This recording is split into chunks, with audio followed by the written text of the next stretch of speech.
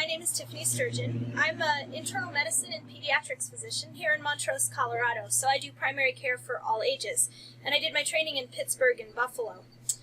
My mom recently was diagnosed with a very rare disease called avian hypersensitivity pneumonitis, which is a mouthful, but it basically means that her lungs react to the protein that are in bird feathers and develop a chronic permanent scarring. So it's sort of like the COPD you get from smoking, but it's from bird exposure. And our family had had pet birds for years, so the bird protein was in our clothes, our homes, all of our belongings.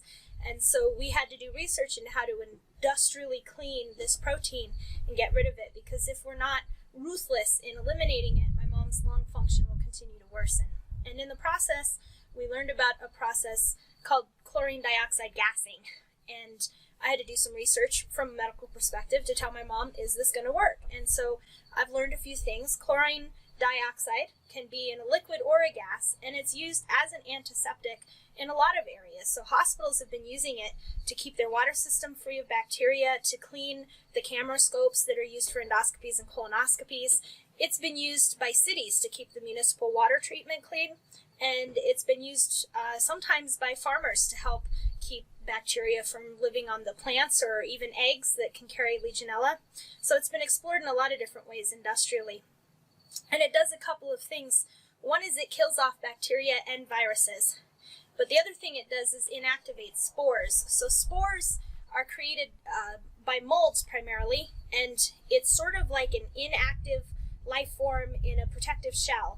And the spores are formed intentionally so that the mold can survive very unpleasant environments. So whether that's a very acidic environment or a very cold or hot environment, it is very hard to kill off that spore because it was created to survive the things that would usually kill it. And then when it gets in a more pleasant environment, it breaks out of its shell, comes to life, and the mold begins to grow again.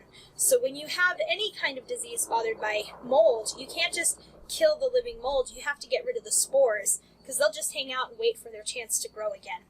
And other bacteria and such form spores too, but mold is the biggest issue. So the chlorine dioxide, gas or liquid, will kill bacteria, viruses, and inactivate those molds that are so resistant to so many treatments.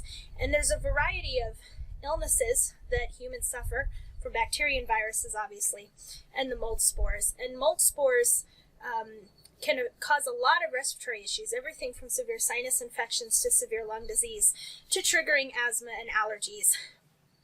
And so the chlorine dioxide can help with all of those mold spore triggered diseases, but it also kills off the bacteria and viruses in part because it ruins the protein that they're made of. So in my mom's case, she didn't have something caused by mold or spores, and she didn't have living bacteria or viruses, but she was reacting to the protein in those bird feathers, and this process ruins or destroys the protein just like it destroys the spores and the bacteria. So once the chlorine dioxide has gone in and ruined that protein, her body can't react to it anymore. So this was a really interesting way to eliminate exposure to the thing that was making her sick. So the use of chlorine dioxide is pretty broad. It can help people whose asthma or allergies are being triggered by something perhaps in an old home, whether it's mold or heavy allergens. It could be cat dander or bird protein, whatever in the environment is really causing that sickness. If it's related to protein, spore, life form, bacteria, viruses, this will really help reduce all the exposure and eliminate that risk. And it has great potential because a chlorine dioxide gas or a liquid that is sprayed will cover every surface, whereas the normal industrial cleaning, you're wiping things down and trying to clean everything, but you might miss some. And this, because it's a gas, it just spreads, it covers everything. And using this, you can eliminate full exposure so people with the bad asthma, allergies, lung disease can finally start to stabilize and even improve, but at least prevent worsening. And you might save them from having to move to a completely new home because you've eliminated exposure. So the chlorine dioxide gassing has a lot of medical benefit. I don't think it's been studied as much in the personal home medical environment because it's been used in the industrial environment. The farmers have studied it, the municipal water treatment places have studied it, the hospitals have studied it for antiseptic care, But now there's companies like Ameridry and Eliminate Odor, and now they're working on bringing this to individual homes who really need it, and there's definitely some evidence to support the medical benefit.